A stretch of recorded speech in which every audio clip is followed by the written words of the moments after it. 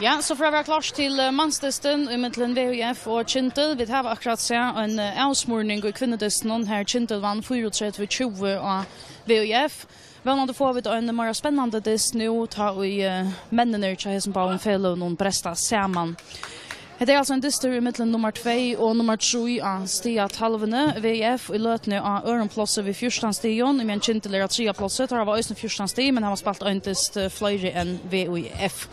Senaste distren i mittlen Hesbergline, han var spalter i Havn 8. oktober och ta vann Kintel vid Øynomale 28-22. Så här är lagt upp till ett spännande bräk i mittlen VUF och Kintel. Domarar är och efter Eion Samuelsen och Thomas Joel Thomsen och likarar och Linon hvis vi tar hemmalige VUF först. Nummer 12, Uniha Petersen. Nummer 16, Laden Meri Makka. Malmöjen som börjar inne till Vestmenningon. Nummer 3, heter alltså utläggare, John Nilsen. Nummer 4, Sjurer Olsen. Nummer 5, Johanne Gerastovo. Nummer 6, Rune Johansen. Nummer 8, Julian Olsen. Nummer 9, Jakob Andreas Johansen. Nummer 12, Akka Gerastovo. Nummer 14, Bjarste Hansen. Nummer 19, Högne Zakariasen. Nummer 20, Jugoslav Djumic. Nummer 21, Filip Jojic och nummer 6, Inche Olsen. Tja Kintle är då läkaren i Heser. Nummer 12, Jan P. Johansen. Nummer 16, Taurer Gottesen. Och uteläkare nummer 20, Högne Klein Olsen. Nummer 8, Thomas Paul Johansen. Nummer 13, Nils V. Niklasen. Nummer 3, Hjaltemor Jakobsen. Nummer 16, Barstal Klein Olsen. Nummer 11, David Edvardsen. Nummer 6, Josef Abrahamsen. Nummer 7, Kristoffer Kristoffersen. Nummer 22, Tröntor Vardom. Nummer 32, Hörtur F. Siktorsson. Nummer 19, Torvald Abrahamsen. Nummer 18, Rekvede Kristiansen. Och nummer 14, Hans A. Kjödal Kristiansen.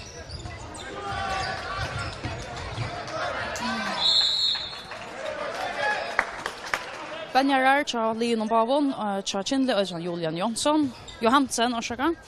Och nummer 9 VF och Hjalmar K. Olsen.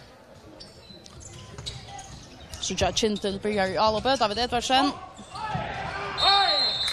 Brottskast till Kintel här långt i första minuten och guldkors till Joko Djumic, VUF. Det var Hjalte som för att tagga sig av ner brottskast någon Tja Kintel.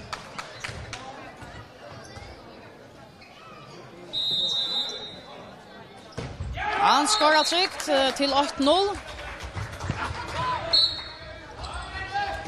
Och tar kvar vi en utskiftning alla berge till Kintle. Här Hjalte kommer ut och Nils Niklasen kommer in att täcka.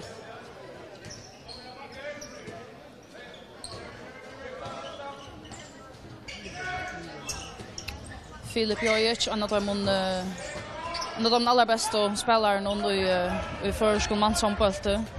Senast Arne av VF-linan vid nummer 21. Och Kintel alltså ösne flöjre profiler. Och nu David Edvardsen som har skått en ekmal. Både för Kintel och för Hinnefällen han har ombå.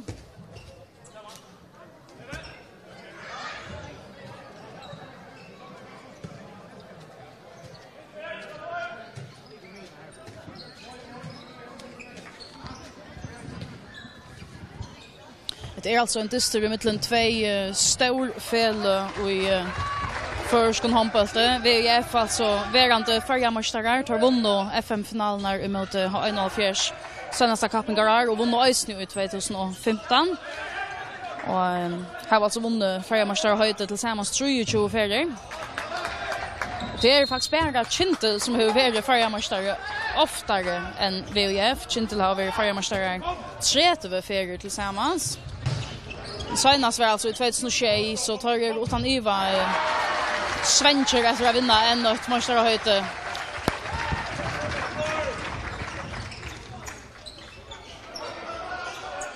Låt den börja väl i VF Malmö.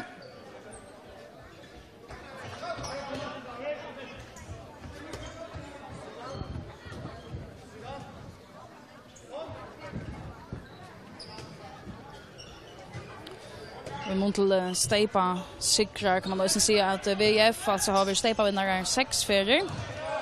senast i 2015. Det är inte så länge sedan, men Kintel tar var vi släppa vinnare Tutscheferie. Det var senast i 2014 och det var samma år här Kintels kvinnor alltså under gröjperna. Broadcast Filip Jojic. Ja, skorar och jaunar 8-8.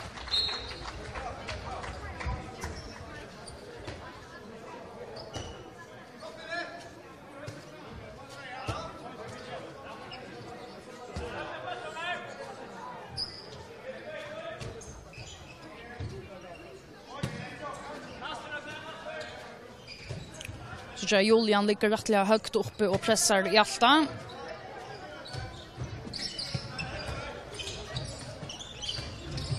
Tam Hjalta släpper till skott här. Det var som David visar. Så vill domaren ha då att slappa sig inte av in jag strykne till hotnatök här i mitten Rekva cha Kintle och så bäger Joko och ja, cha VF.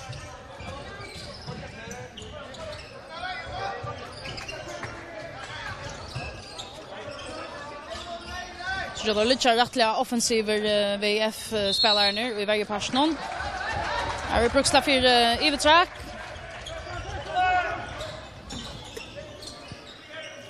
Och långt nu välja Kintle alltså att mansvärja Filip Jojic. Och han är också en spelare som kan ärliga rättliga neck för shoulder. Julian Olsen, vi har en domterskott men One Bjergar i Kintelsmalen. Gångta kött in i vägen. Ja, Kristoffersen. Lägger Kintel 8.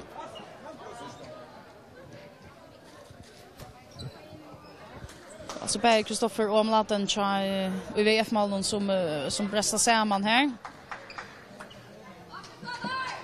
Ser det bättre ut till att vara så allvarsamt.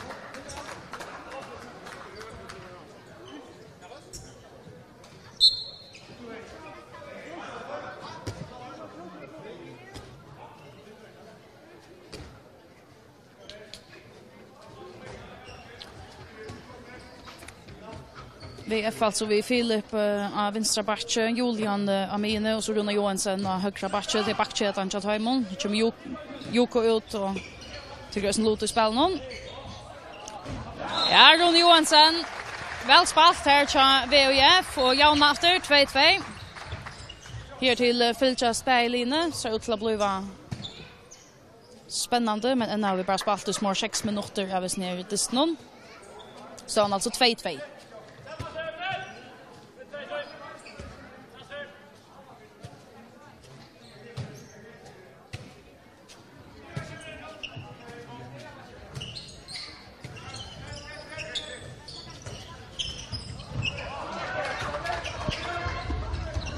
Vi är akkurat och länkar här. Fram emot Sjur Olsen, han har en chans att lofta här som bäst någon. Så att han kör alla uppe för i Varsjö. David Edvardsen, akkurat som vi känner han. Skorar och lägger Kintel 8. 3-2. Julian Olsen. Skjuter nästan ut jöknen Ona och Kintelsmalen och så just nu. Han är ganska helt skött nökter vid att det. Så att det är jämnt, 3-3.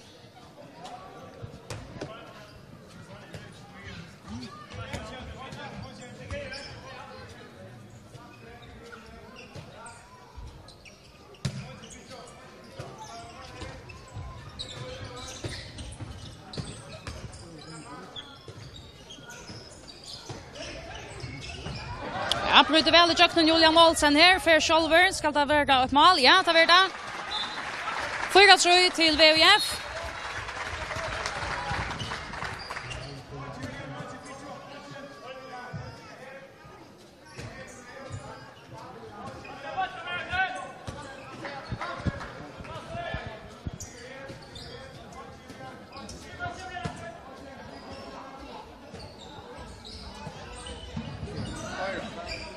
Hjalte, här så utleverar plats, men tog också ordentligt av möjliga någon David Edvardsen. Han tycker det av.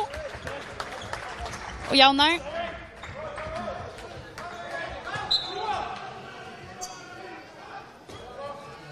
4-4. Här släpper då alltså mansvägen av Filip Jojic, så släpper han också ta lot i spel någon cha VF nu.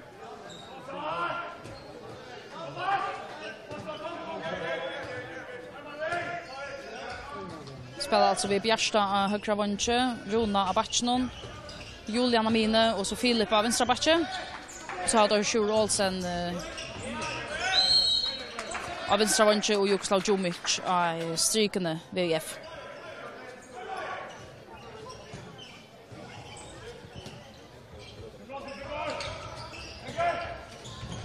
Filip Jojic fer upp och plaffar bollen i nätet. 5-4 till Västmanningar.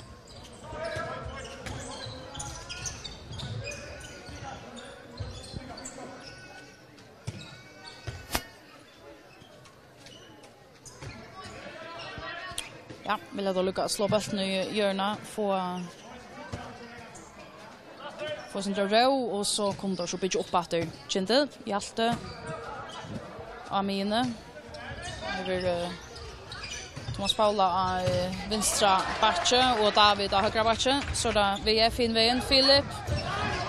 Nej, det är om han skulle vara fan själv att om han gör det rätt att spela Sjur, men inte skilla Alveringne.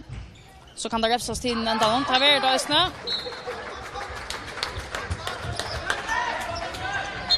Ta ver då snä. Högne Klein Olsen, som alltså jaunar 4 Kintel, stavan 5-5. Han spalt i små 20 minuter här i dessnån mellan VF och Kintel.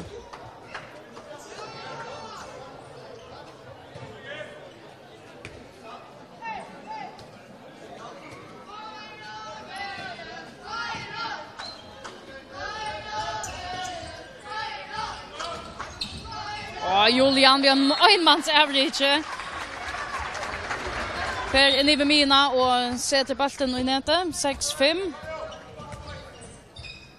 till VOIF. Men här till har spalt i 22,5 minuter dess någon har linjen så fyllt Statland vägen till Svärmor och 8 mål av Mone. Så om vi skulle bli via fylltja tog så ska Kintel alltså jauna nu.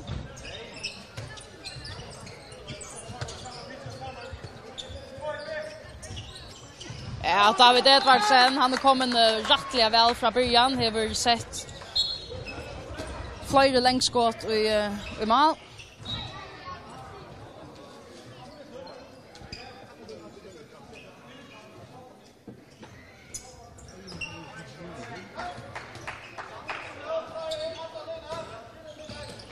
Joko. Ja. Stora och starka strykespelare som plejer att rönas väl.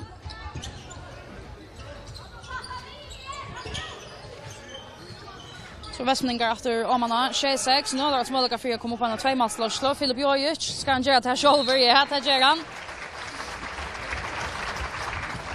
Så tja långt nu att det är vi har bara spalt i halvan 12 minut och 14 mål långt och kommen till näckskott utifrån som vi har sett in bägge Filip och Ronny Johansson har haft också av VF och så David Edvardsen skott i en 3 mål utifrån Bachnon till Kindle.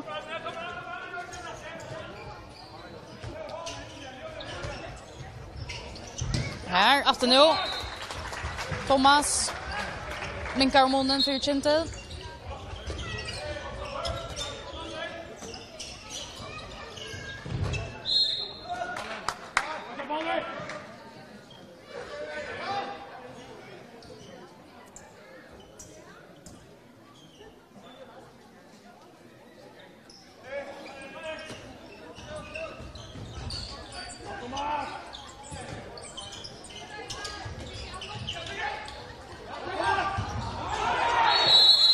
Kommer i foten till Filip här. Så är det tämt att klara centret och köttas där. Räckve, ja. Ska han jauna? Ja, det gör han. 8-8.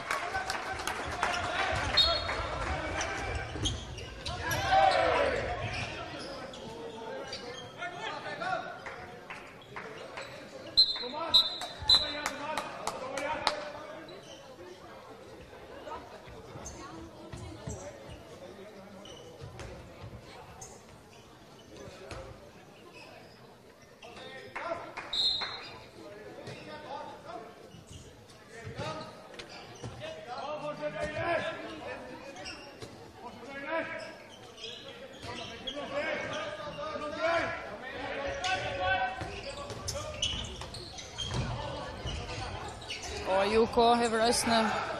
Så Filip tvärssäger Jasper Ona i malen och hans affär.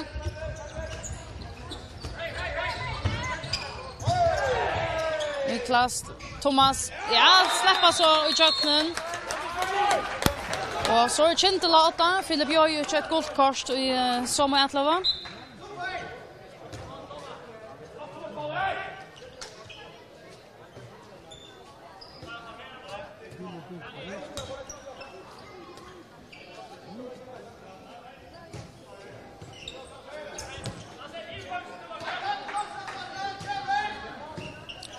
Så rättliga ofta att Joko kommer ut och är vi i systemen och här tja VF.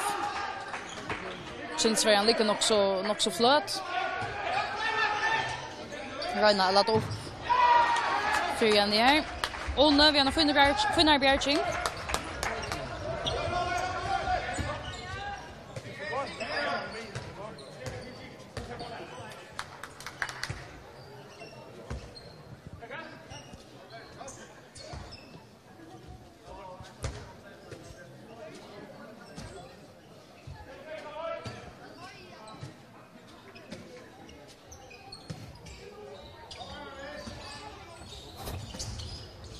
Plossar Rekva.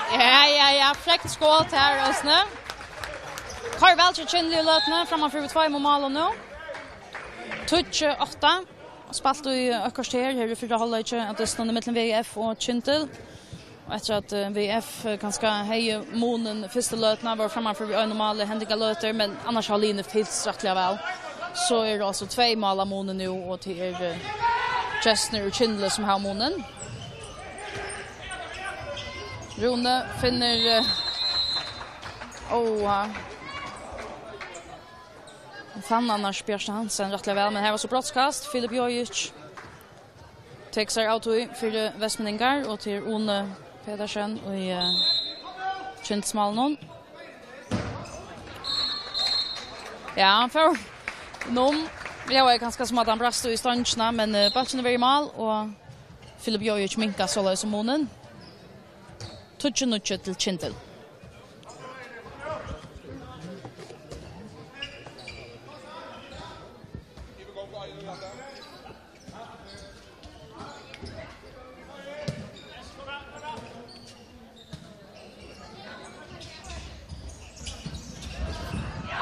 David Edvardsen, han dår att plaffa där in från Batchnon. Så Thomas som bryter ut och Kindla var inne här för att skjuta lopp. Kan han visa? Niklas och Rekva och mål. Ja.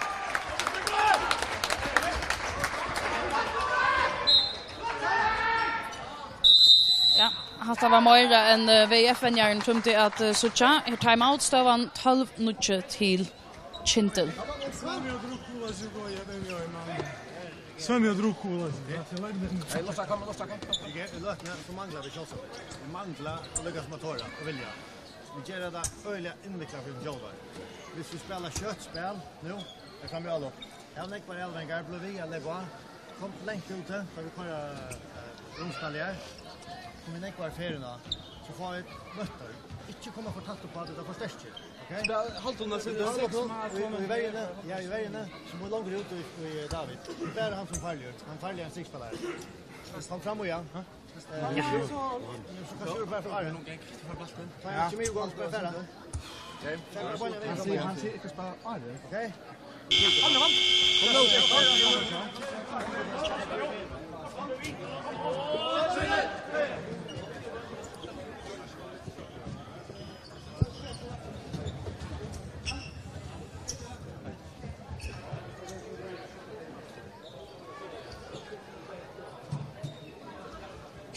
Ja, så att Klorsa tackar spel ihop efter. Stavan alltså 12-0 till Kintel här med VF.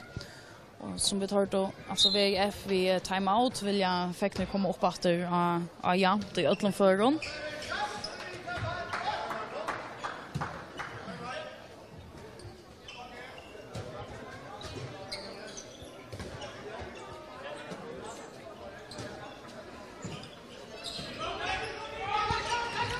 Filip Jojic kommer upp.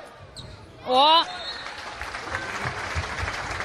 Sjur Olsen klarar returen om. Minkar och månen 4 västmeningar. 12-12. Det är ofta den här uppskriften till västmeningen att Filip Jojic för upp och skjuter. Ofta skorar han och han inte gör så skulle hinner så andra klara att ta returen som vi akkurat så att Sjur Olsen gör det i här som för någon. Så det är inte David Edvardsen som här till långt och har skott och flera mål ute på längdskott. För några räckva strikne, men här är det väl värst in till västmeningen. Rune, Julian och Montever en fejlavlevering. Här Sjur akkurat fick verka här som bollen.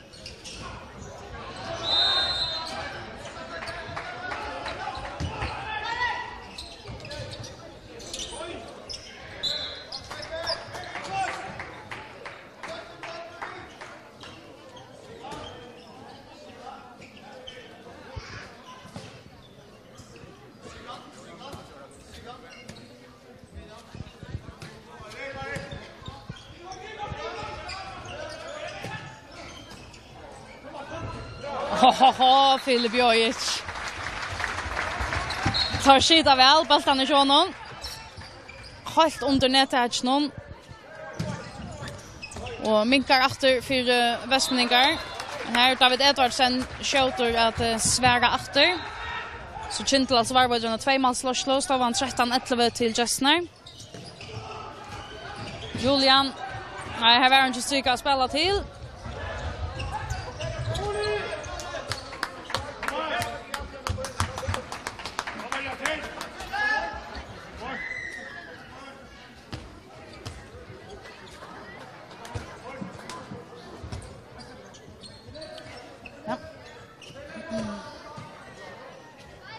Kommer Josef Abrahamsen in av högra vång till Kindle. Jag har varit någon först för kväll. Eller idén.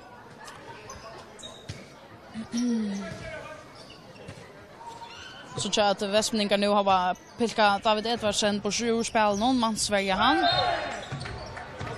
Han är alltså väldigt en stor höftan mot västmeningar här till.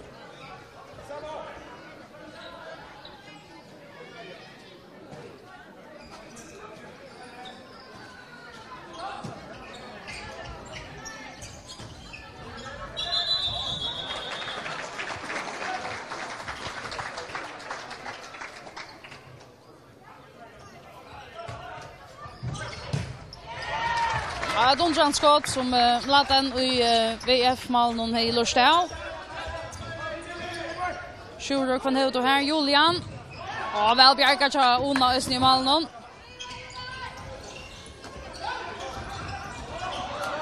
Josef Abrahamsen som var kommit hem och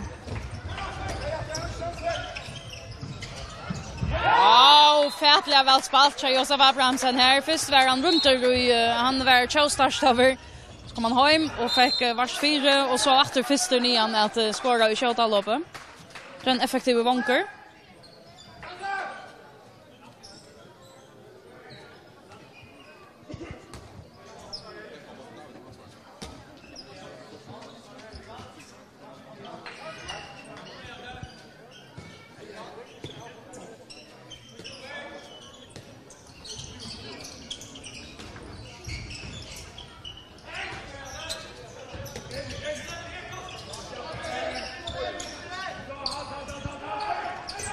Filip. Så här kanske körde bestämma sig för att med ett kast. Damarna har armen av loftet. De är nu ska också känta kött av västmeningen. Det är skonsam om det inte är Filip Jojic, men det vill skjuta. Det gör han här och tar skita som oftast i malen.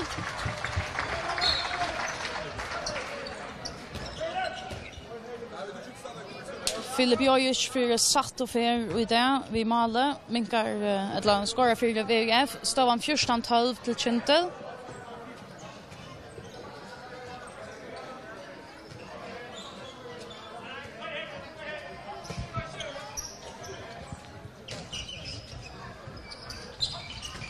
Barstal Klein Olsen kommer in Chachindle spelar som spelstörare i Amine.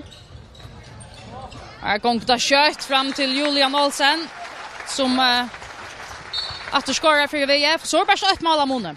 Så Spänningen hever ordentligt kommet tror jag efter här i förra halvlek. 22 minuter spalter står han 14-13 till Kintel.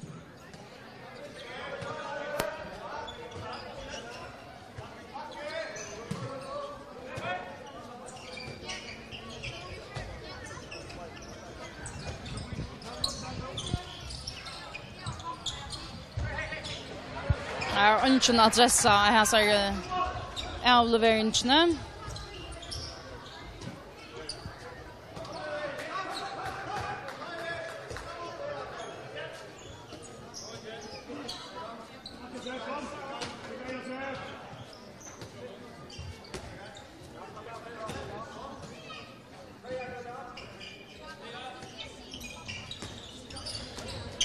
Joko. Ja, skorar in i strykne. Och så jämnt. Så jämnt i mitten VF och Kintel. 14-14. Det är ju en ordentlig gålöta här senaste minuterna till Västmänningon. Här var ätit sig in av Kintel, så nu är det alltså jämnt. 6 minuter efter att spela i 4 halvlek.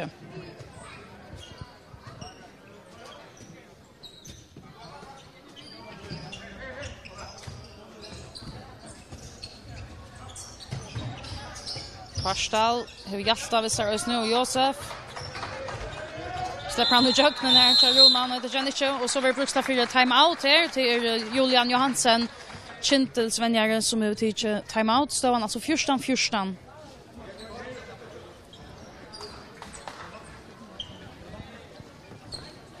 Vi tar en räckeskifte vi hörde där.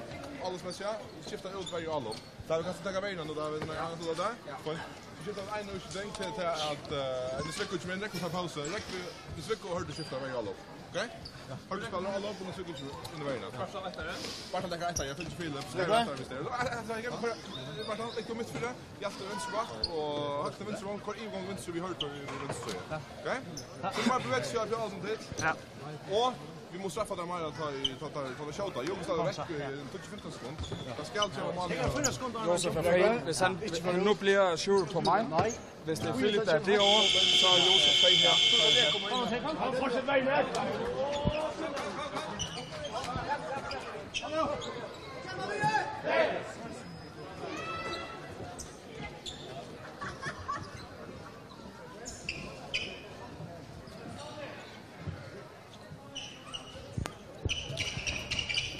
Halva 17 minuter efter att spela i 4 halvlek här i mitten VF och Kintel. Står han alltså 14-14. Här är hans spänningar i luften.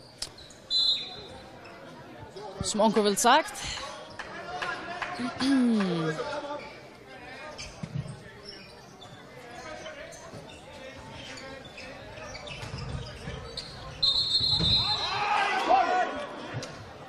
Very Bruksla Arden.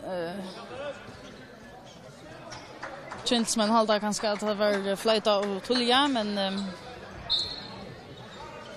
till någon för domaren som avgör det. Så vi framvis ett Kintsal upp här. Bryter Julian Olsen så ut. Oj, att det fixt sett in här till Bjärsta Hansen. Fralux skjuta lopp från Västmänningon.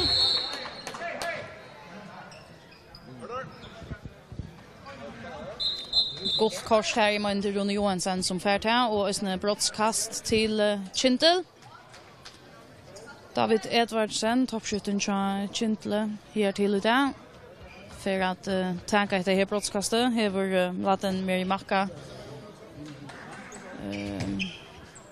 uvisar. Och så inte David till Hjalte Sjönde som teker brottskasten till Kintel.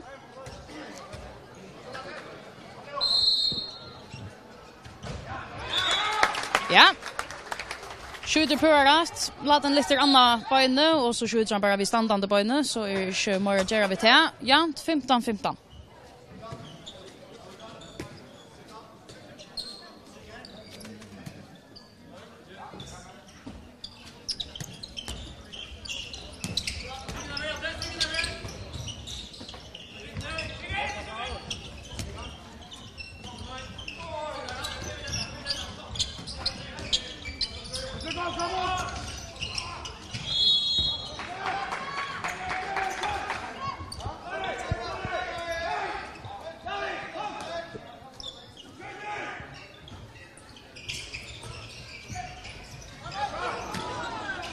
Julian, vi har någon flott och undranskåt i här.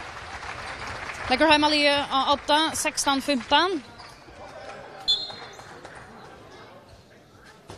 Så gör det alltså att David Edvardsen blir mansvartor. Det är Sjur Olsen som finns till uppgångarna. Kintel hade fram vid Barstal Klein Olsen som spelstörare. Hjalta Abatchnon, Josef Avansjnon. Ja. Så har det skjønt strykene som her får til til å se et brottskast. Hjalte en affär. Årsaka jeg sier trønter at det var hørter situasjon. Tja-Kindle ved nummer 32. Her altså Hjalte Mor Jakobsen. Ja, Bjarkar nøye skårer en affär så att de bladen heje lappan av bøltenen. Så rätt ja, 16-16. Linjen var fylst så att säga Atlant 4 halvlek. VF är ganska munnen ta i förra hälften 4 halvlek. Här tar Lucas som runt undan Kindle var ett mål framför i löton av Destnon men hela senaste lötna har vi Kindle lösna haft munnen.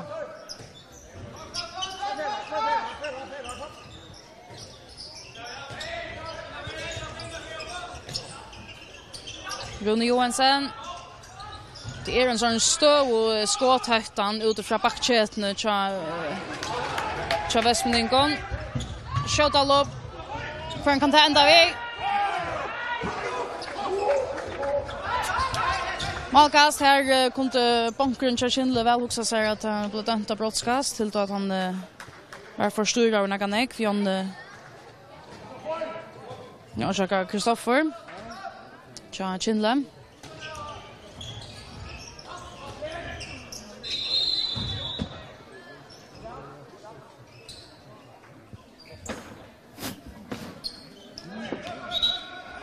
Halv 3 minuter efter att spela av förra halvlek står han 16-16. Så just det visst inte Philip så där Julian eller Rune tar högta alla samlotryna vid skåten utifrån. David Edvardsen ett guldkors här i Kindsveine.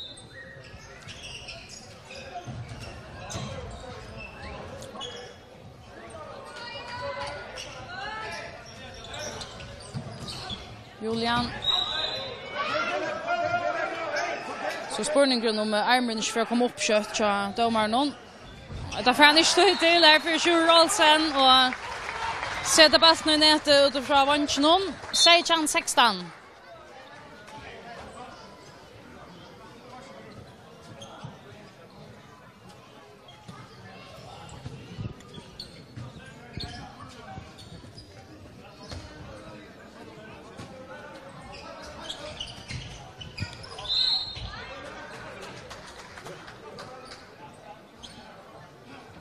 VF hade framvis er offensiva vägen här till rönna skärma vänkarna ut har mansvarget David Edvardsen så rönna där att trusta tar urrestande utläggarna Tja Kindle här ändrar då så bollen Kindle hörter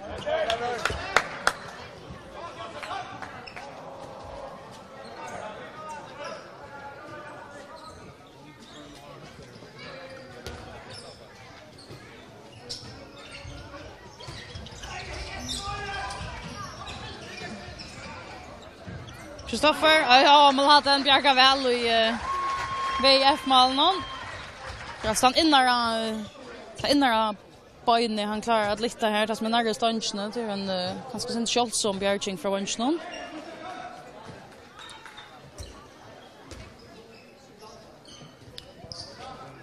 ...35 sekunder efter att spela här i förhållet står han alltså 16-16 till hemmalige VF. Tar kunde alltså öka och för att hålla sig en tvåmålslösle. Nej, det släpper där inte i hästen omfärre. Så spurningen om Kindle klarar att jauna är en hållag. 20 sekunder.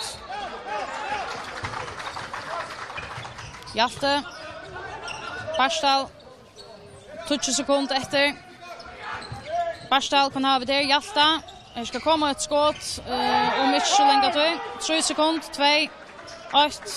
Det var ett senaste 3 meter skott som för att komma här. Spurningen om det var Hjalte eller David som för att ta den. Hjalte har ganska munnen i hatt. Nej, det för bant och i blocken av Vestmeningen och så hållagsstövan alltså 16-16. Vestmeningar av 8 och Line för alltså till hållags här och tar för vi då när vi var åter ta i 17 hållager för att börja om en 20 minuter ettla så.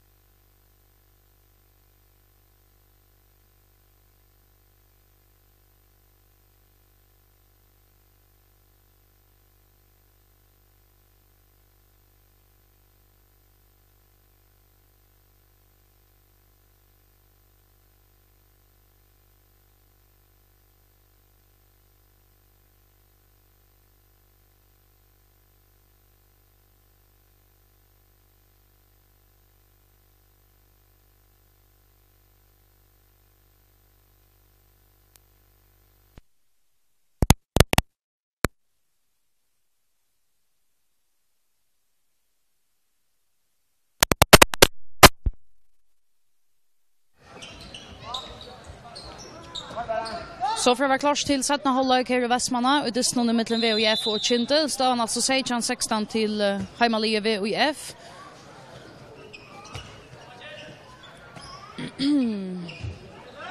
Och skulle ta samman för att hålla en jauner för att hålla här linje har fylst så att säga Atlanvägen. Kintel har en löt och här tar vi framför vi en 3 mål om man där. Men tablar kött inhämta efter och till annars väger för det mesta 8 mål Amone och annars jämnt. Filip Jojic och Julian Olsen har just har sälja Josh Galtan då av VF-linjen har bara skott 9 mål, Filip 6 mål och Julian 5. Men David Edvardsen har skott 5 mål för Kintel. Och här kom ett utjämnande mål isne, Seichan, nu har spelat en liten minut av 17 halvlek.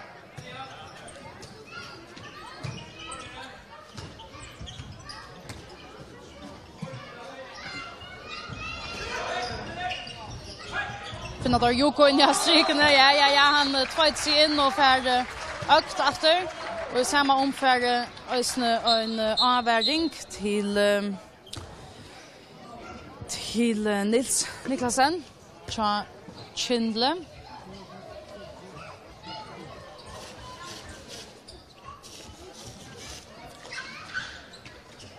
Alltså lagt upp till en spännande diss och till här till oss inte då finche. Det är alltså en diss mellan nummer 2 och nummer 3 i efter-sett-daltene. VIF och Lötnia öronplats över 14 stion.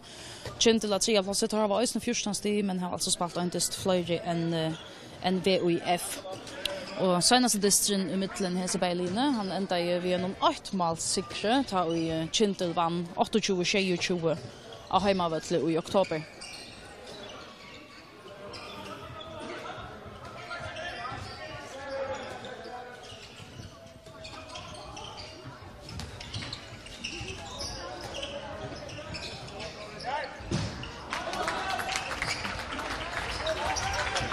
Stanchen som bjärgar skotten här från Högna Klein Olsen så är det VIF vinner med Rune.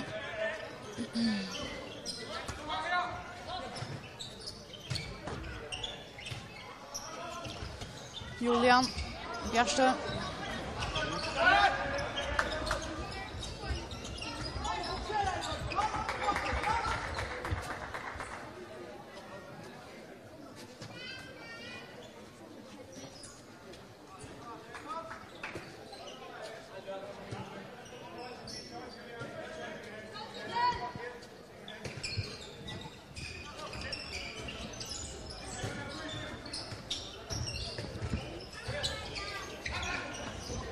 Och gott plats Sergio Barsal, han vill skumpa över i skottlötene och ta ger alltså en utvisning. Ancha det var stod. Det var Julian Olsen som vill korra ut i 2 minuter. Och brottskast till Kintel. Hjalte Mor Jakobsen. Hever skåra på till brottskasten här till Finche. Laten i VF-mål någon Bjargar Heltskjes affär. Hjalte trycker. Och Jaunar för Kintel. Achan. Han spelade i 3 minuter här i 17 halvlek och nu alltså VF och en mer färdig av Vattlenon.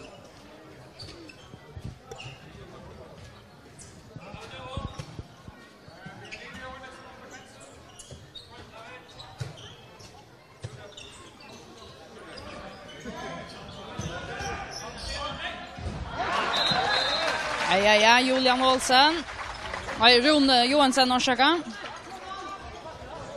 Lägger Heimalie A8 efter.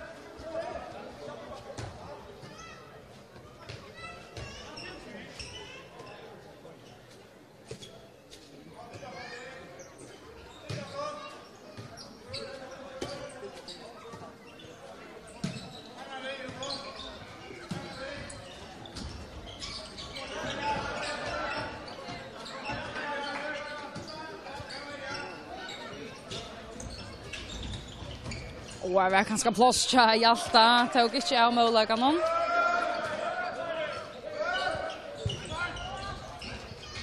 Väl spalt här för David inte hört och det var Jauna efter. Nujchan.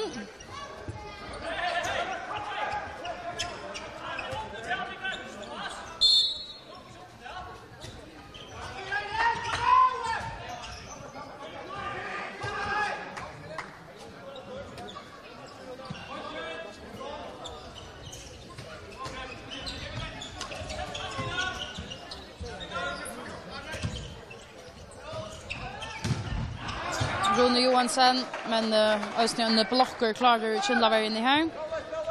3 sekunder så Vestmningar efter fullmanna så släpper Julian Olsen av Vettlen efter. Här kommer han ner. Så Rune, domaren här Julian Olsen. Kom in av Vettlen och smäcker ett omtrånskott av sted och lägger alltså VGF av 8 efter 20-19.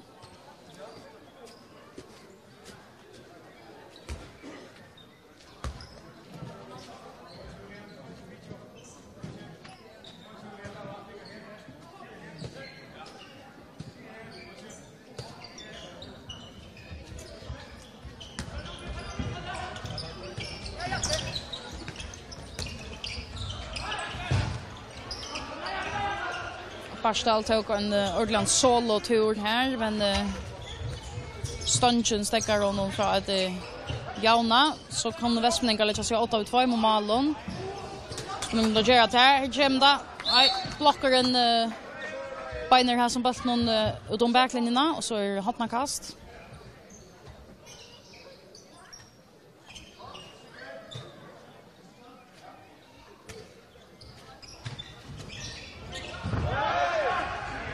Och sända där Barsdal sted. Han trycker här och skjuter lopp någon. Så jämnt efter 20-20.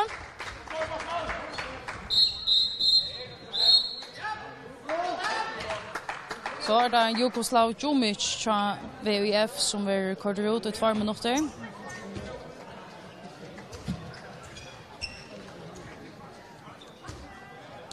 Som man måste bruka sig mot domaren eller kataver som gav honom sig utvisningarna. Och i öllum föron Vestmningar nu alltså en mer färdig av ett någonstans 20-20. Han var spalt i halvan 20 minuter och i sättna hålla i av någon.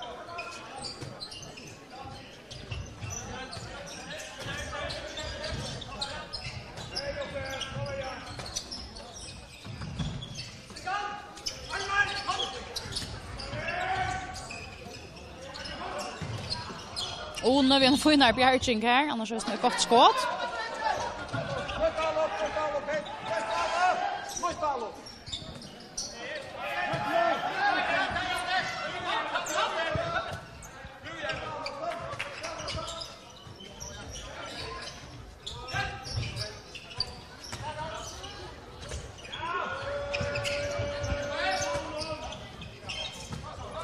Så jag kusse högt uppe tar faktiskt lite så där Kindlamänner kusse tar lite rättliga offensivt och välja. Nej, Michelingar.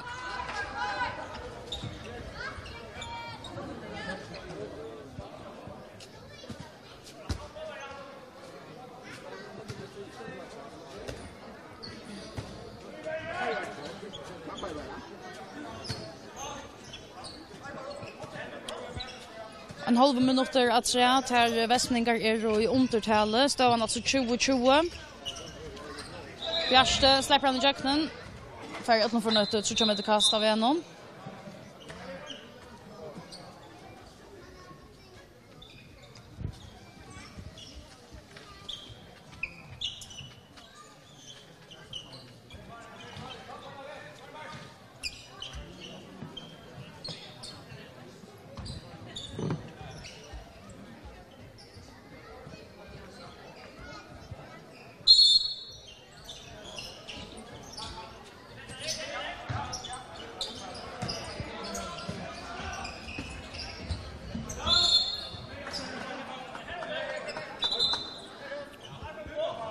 Jag tar lite rättliga högt upp och välja Kintel till snod med tar i uttalet så för att så checka att händer nu ta i Joko släpper efter av Vettlen och Vestmningar är fullmannar efter. Om tar framhållande för att välja så högt som det gör. Det som det har gjort.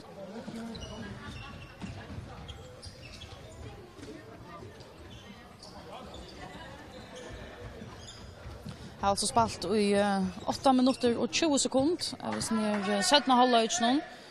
Och stövan 20-20 mellan VGF och Kintel. Så att lägga upp till att Filip Jojic ska skjuta. Det gör han här, Ontron skott. Fint Bjarka här inne till Ona.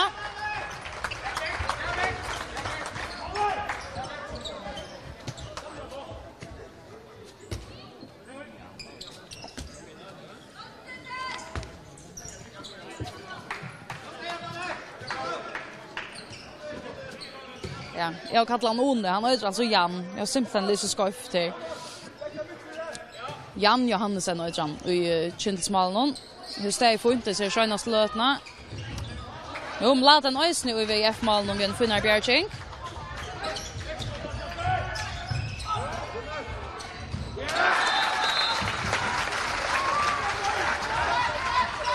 Rune Johansen lägger västningar fram matter och manglar en i vägen. Så kör vi här till Jeva Plus till Hurt. Chachindle och så att det jämnt 21-21.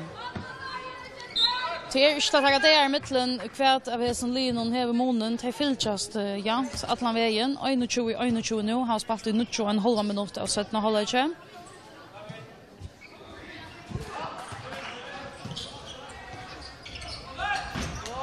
Filip Jojic.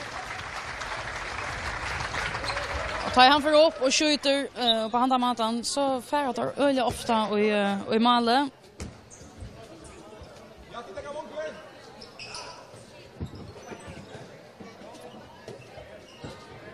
Så kommer han så att Dahl Christiansen av Ötlen för Kintel. En av veteranen som över spalten större löjklot och i första mansombolt senast Monko Arne. För innan strykna samma vi hört att spela 4-2 i lötne Kintel. Tar sig rustigt på den här vägen. Josef Abrahamsen. Jaunar efter för Kintel. 22-22.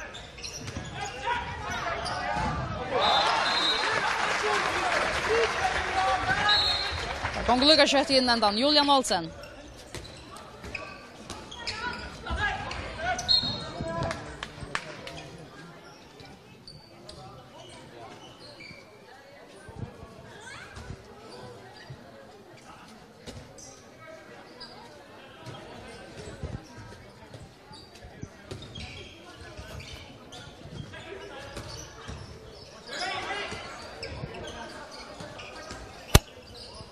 Thomas av Brestrud först säger. Ta med sig att alla uppe börjar av Nutchon. Det så att ta kunde gänga löter och så kunde domare välja att kvar armen upp för att markera att nu är det passivt spel men ta i bollen så räkar malramarna att se om Lee skjuter och räkar stånchna till Malmö Bjärkar och ändå vinner bollen så börjar alla upp alltså av Nutchon. Och så det som hänt i här Chachindle. David Edvardsen, Josef.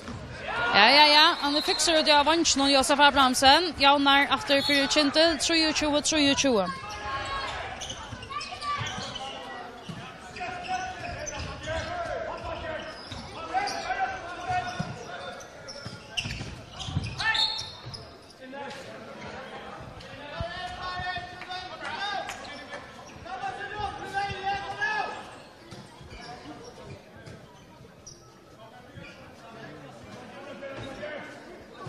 Spalt ut 12 minuter här i 17,5 och det snurrar mellan VVF och Kintel. Stavan 23-22. Filip Jojic.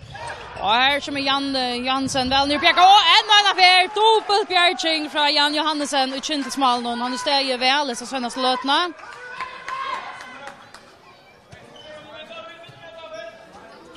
Och akkurat sådana löter kunde geva öljan ek så hookbord någon Chan Lee tar efter här Jan.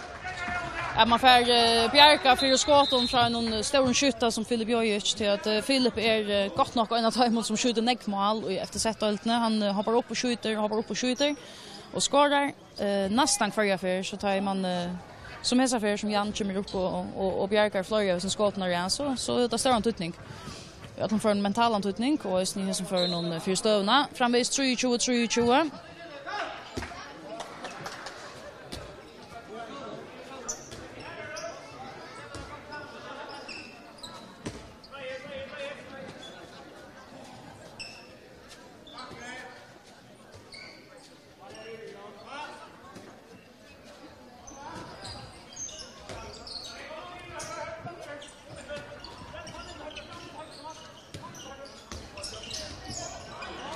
Ja, misskilling här med Thomas och Hurt.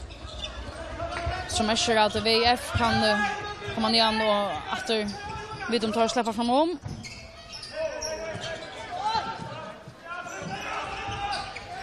Rune Philip, ja, han vill ha sin dra fria spela, helt sätta systemet igång ganska.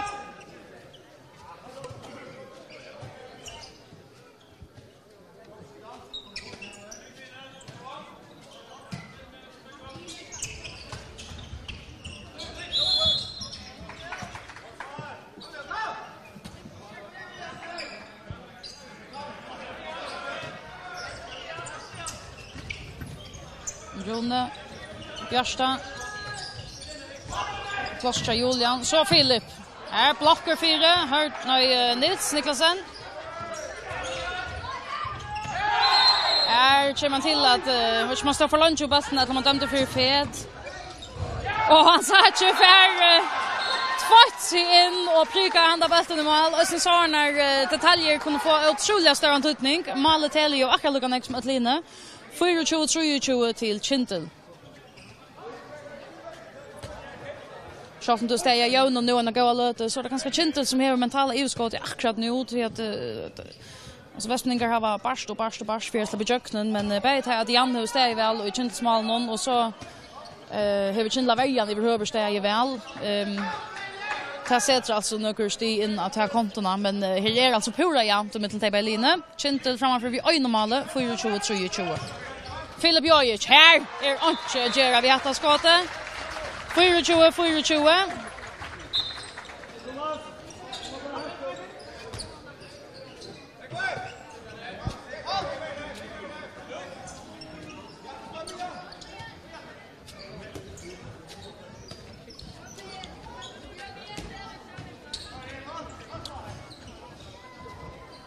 Västningar alltså efter valt att ta David Edvardsen på Sjur, Mansverga han.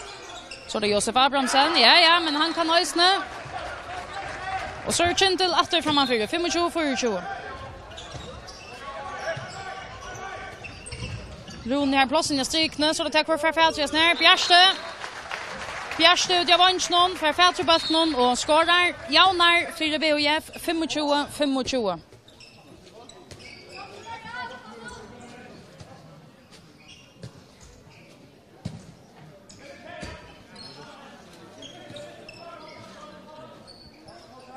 Sexton minuter spalter här i 17 halvlek. Pura jämnt mellan VF och Kintel. 25-25 i lötene.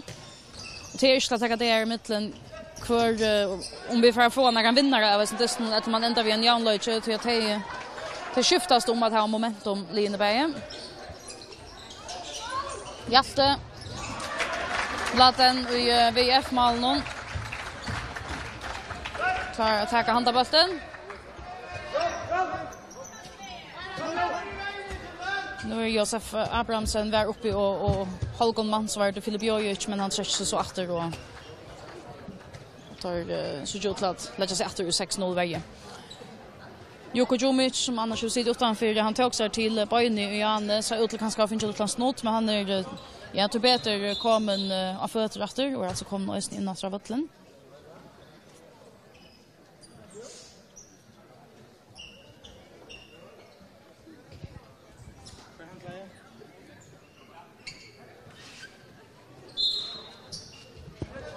Ja, så lyssnar kommer på plats. Tja Josef, spel till Jopater.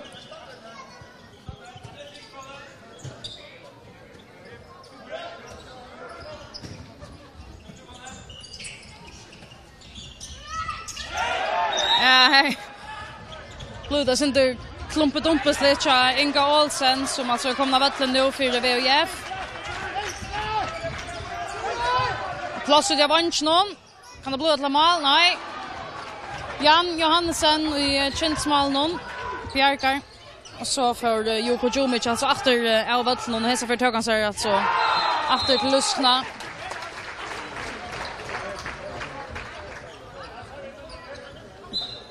Det är ganska synd av realist. Man ska ju helt så köpa VF-linjen och några utskiftningar och Joko som kommer ut vid en snotte textar till Luskna och ganska är ganska helt 100%. Kintel alltså framför 26-25. Spalt i 18 minuter i sätten håller. Filip Jojic. Och det är det som jag har sagt flera för när för att han fer upp och skjuter så sitter där ofta öjliga väl.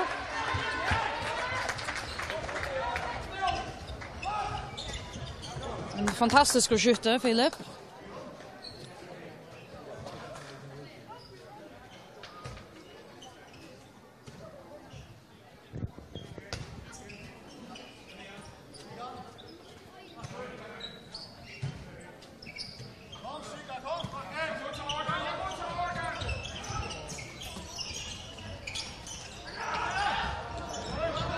Kan det bli skjuta upp här Josef? Nej, en center för spänt och koncentrera alla vägen kanske här för igen.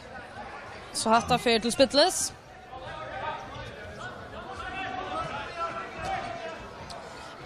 Minuter efter att spela av oss ner distanon stavan 26-26 till så jämnt som det kan bli i mitten VF och Kintel nummer 2 och 3 i eftersätt daltne.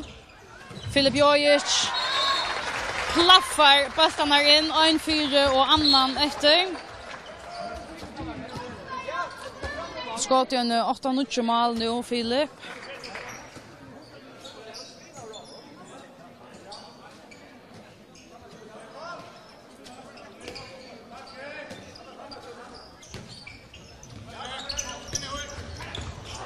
Och var plats in direkt på en fiberbjärging från Latten den ju VF-malen. En så Håkon Blocker som kunde lumpan och ända i malen. Men VF var med lösna 26-26 så kunde komma på en 2-målslösning nu. Kommer han alltså hänga nog så längt att Rik Christiansen Kinle och för alltså isne en utvisning för Richna Vattli i 2 minuter. Och här är alltså en stor möjlighet av Västmänningen. Tar framför vi en mål och nu är det alltså isne i Vitali i 2 minuter. Är det ett Tudningar mycket touchpunkt isne i distanon. Här var 20 minuter efter att spela. Så det här kommer otroligt väl vid av Västmänningen om de klarar att skapa sig en större lösning nu med antar i Vitali. Men det var så inte vi har som första alla upp någon. Nu snurrar det som Kinle bara att få tyna gänga med antar i undertalet och Sean der Rönna få mål på sjur men jag för inte skunda så han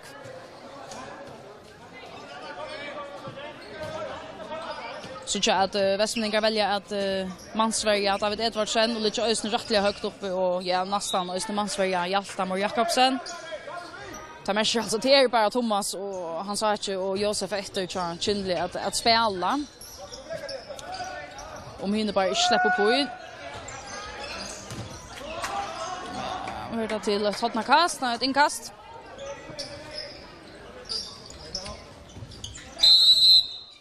Så är timeout och till VUF som teker till. Och tar fall är en skåte.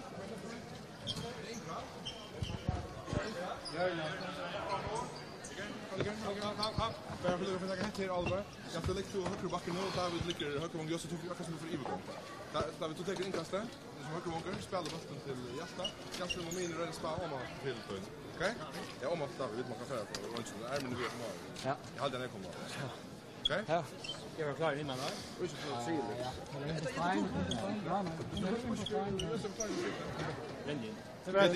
Annars får det inte så fel. Vi måste ha öde på att det touch mot efter. Spela sin mer förnuftigt. Hvis det är Ivas tar vi kvar kanter så Ivas inte lugga. Stäcka vi. Okej? Så vi klarar men vi får hålla touch fel väck nu. Så lägg va. Sen man går ut till det.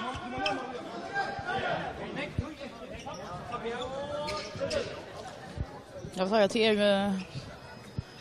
Gröjbo från Julian Johansen Kintelsenjara. Hötte ska hållas kallt och så skulle det göras vi att jag säger fel avleveringarna till det som det har varit i andra affärerna att till dömes är länk utkast till showtalopp som är för skuntaje och tog inte rycka. Det skulle alltså poster om Kintel ska vinna den här distan. 90 minuter efter att spela. 26-26 till VUF. David Edvardsen røyner för point i blocken. Och så blir det också dömt till VUF. Så tar Varberg alltså möjligheten för att komma upp på en tvåmålslösle. Kintel framvägs i undertal i en 40 sekund av stränt. Skulle det ha en nutchanbult eller? Skulle bulten bara torskast.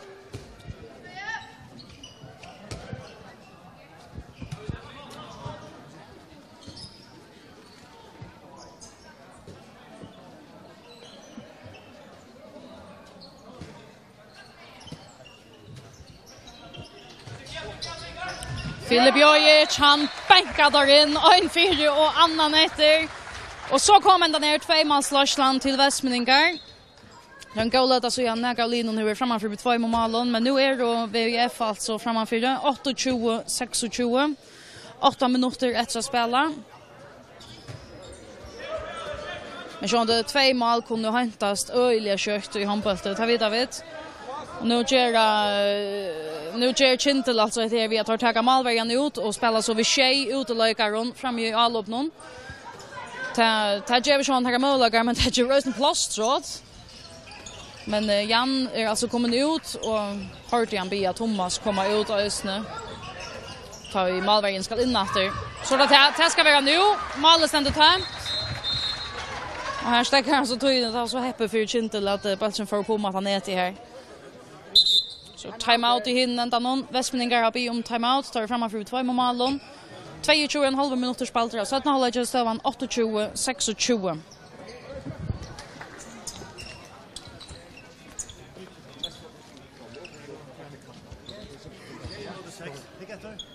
David, du har skott att han nu vill han släppa på i. Fick efter David och så Jasta och så lät han skjuta så inte han skott. Lät Thomas Paulus. Ger det så att hinner hemma dit. Strikspelarna täcker i armen, okej? Och det är först. Ja, mot oss. Så lät in den där. Lät in affära. Okej? Ja. Efter då. Nu vill vi vinna. Kom nu! Kom nu!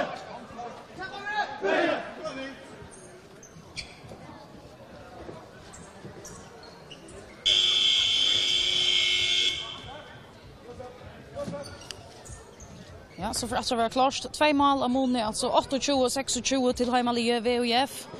Är då 21,5 minuter efter att spela oss ner Disney i mitten nummer 2 och 3 i eftersättaltene. Kintel har så just det att mansvärja Filip Jojic till Josef Abrahamsen som är sloppen av ta uppgåvorna. Filip som är ja kan nästan det skias nu ofta hur så starkt skjuter han ner. Har skott rättliga neckmål från utifrån och det. På längs skott.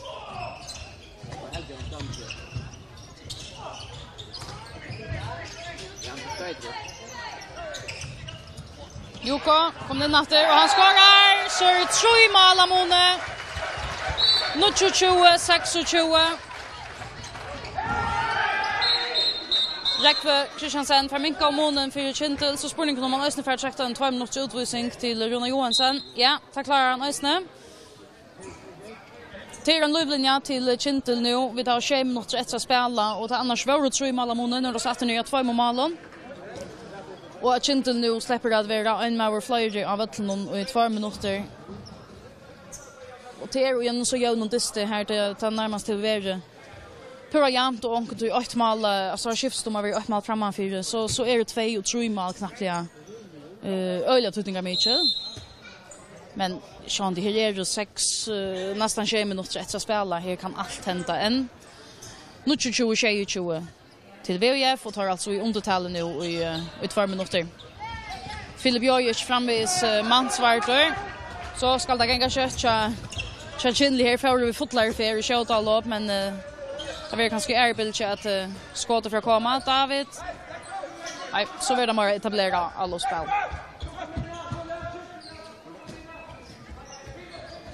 Så skiftar där ut. Bei Hörter och Thomas komma in av Kintelsliga.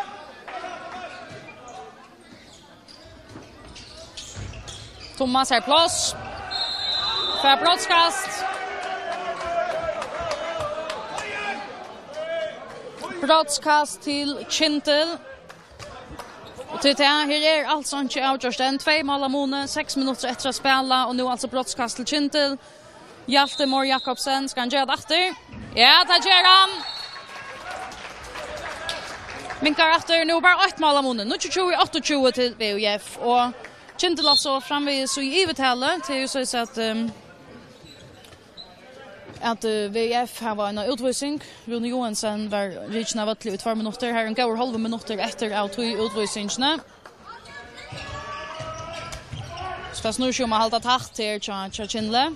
Inch Olsen, skjuter vi så nu. Så kunde det komma hålla på jant, Kintle.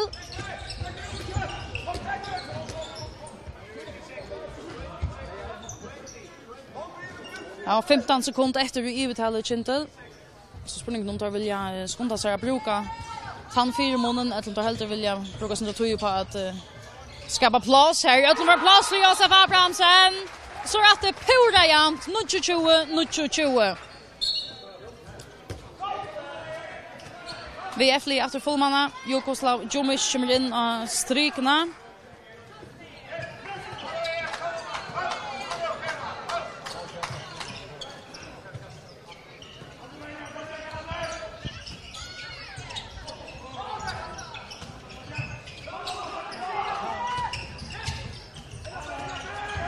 Bjørste släpper han i köknen när det känns plats Link Olsen. Här brottskast, här han tjejvas då i brottskast. Och så spänning nummer 16 kommer en 2 minuters utvisning. Till hans Aka, nej det gör det ganska inte, men brottskast i ötlen förrån. Stor onökt och i Kintelslevene om han domen här, men det är dömt brottskast till VUF. Hesa för det Filip Jojic. För Jan Johansen och Kintelsmalen. Filip Jojic trycker som alltid. 30-20.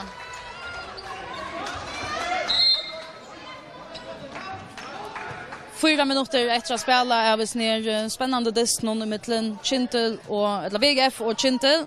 Stövan 30-20 till hemmalige VUF. Josef Abrahamsen, jaunar. Som han nu gjort flera färger för idag. 30-30.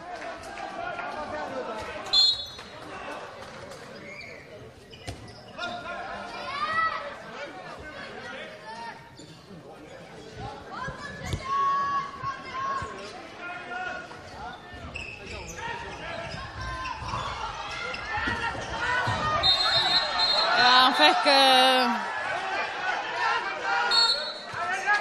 Sover han sa att Dahl Christiansen körde ut i 2 minuter. Jag kan ska samla sig skärman till handan domen. Östen från brottskasten och Janne. Och så för alltså Björste Hansen som tar sig till Buchen. Men Kintel nu i undertalet i 2 minuter. Pura jämnt med Lineberget. 30-30.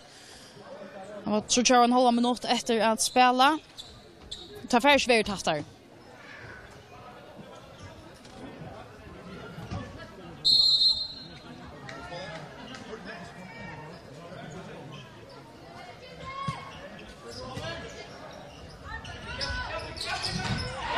Jan Johansen och en tutning av Michel Bjerging för hans hand. Tyvärr som är för Filip Jojic som far upp, men här är Jan alltså lyssnar nu. Ser att tutning av Michel Bjerging från honom. 30 minuter efter att spela, 30-30.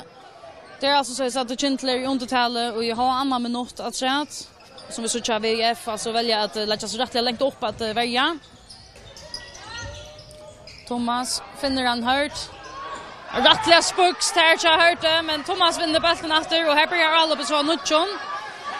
Tar vill jag gärna slå bollen i hörna och lucka få tojna gänga sin rätt.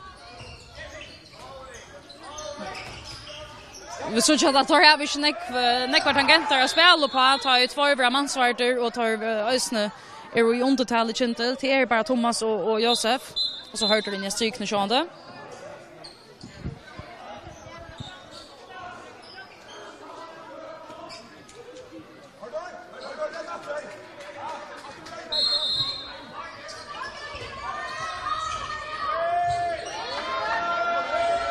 45 sekunder efter. Nu har hånden kommit upp till domaren.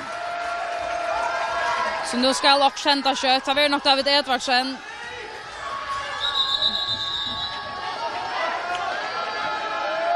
Få färran till Barstamon ända 3 meter kast och inte mindre tydliga mycket några sekunder trätt. 25 sekunder efter av utvisningen. Armen är framvägs uppe. Här kommer skottet, pressar blocken. Så släpper VF för 15 sekunder här där framvägs i givetälle. Josef Abrahamsen drar Richardson bollen här så spurningen grön värda mål. Ja, det var det. 31-30.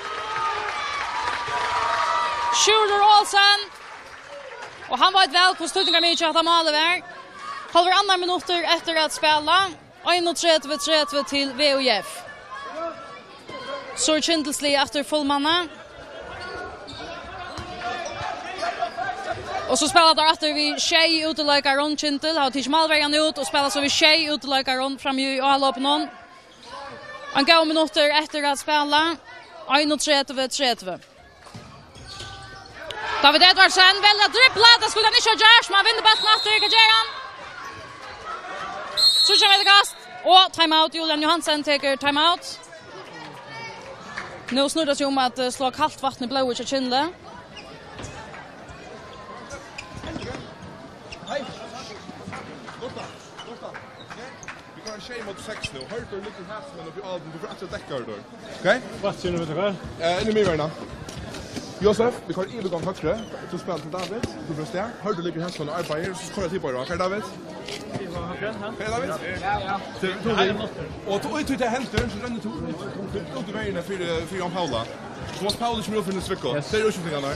Så får jag till på in i midverna. Okej? Jag kan se. Det är bara Kom dit.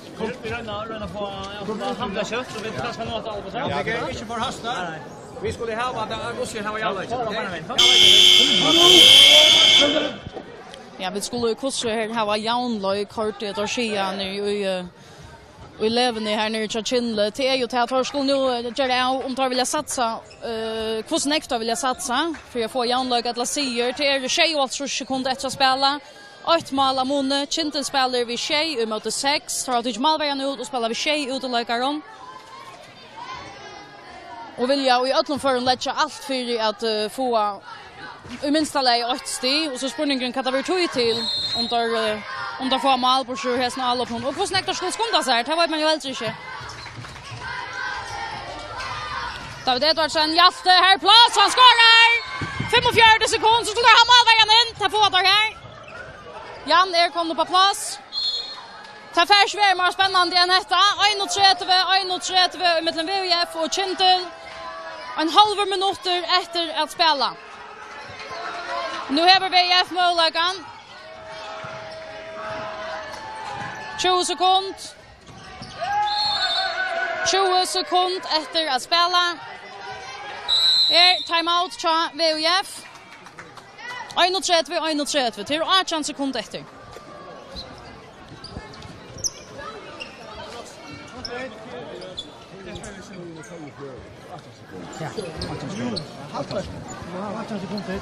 Måste spela sin fest. Julian är vänsterback. Okej, du för. Ja, det ser jag. Ska du gå gäng med? Ja, visst. Vi har högra vasse. Ja, för långt kan vi först skinny för det. Så ja. Långt kan du Du får det här och jag får ju ordentligt allting. Det är på den vägen. Inte först för. Men två man färra. Ja. Vi tar ett steg. Ja. Men inte glömma vad det gör. Långgäng. Han kommer. Han får bollen ut och fin. Ja, jag prövar skriva. Skrina, du skriver jag också. Kom!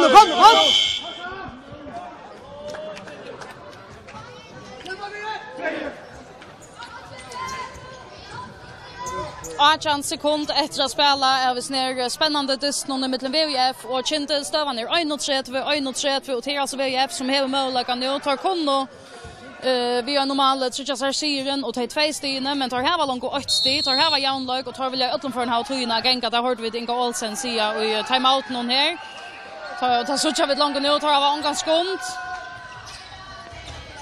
Filip Jojic, kan han skjuta helt där utifrån? Nej, det klarar han nog inte. Så får att det är ett 30 meter kast som tar så fäckne vill du häva. Det kommer här.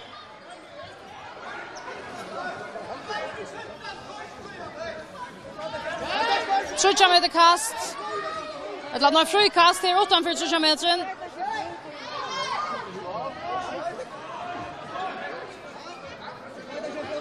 Frikast till VOF. Filip Jojic, han hever en stor block i Brausar. Så blir flöjta från domare på någon här.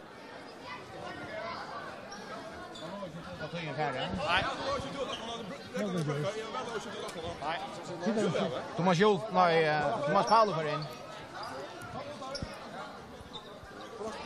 Ja, till att jag tar Atla och några lompan här. Det var Thomas Paolo som var kommit in att han har distren väl liver. Josef Abrahamsson kom ut och Thomas Paolo kom in. Här Atla då så pilka David Edvard kände ut sen för han är ganska stitchig än Thomas Paolo. Kan Filip Jojic skora och trycka Västmanning kon 2 steg i stegen för Jojic? Nej, det kan han inte. Han skjuter point i blocken. Distren ändar 31, 1 steg i pars till Berge VOF och Kintel. Samman omtidigt ganska ösning ett rättvist urslit. Line Berge fylltes till mesta av distnon. Det kom många till Majra än 3 mål i mitten dag. Skiftes över 8 vid 1-2 mål och onken till 3 mål. Men annars en serie jävna dister som alltså ösning ända i att Line tager 8 steg vissar i pars. 31.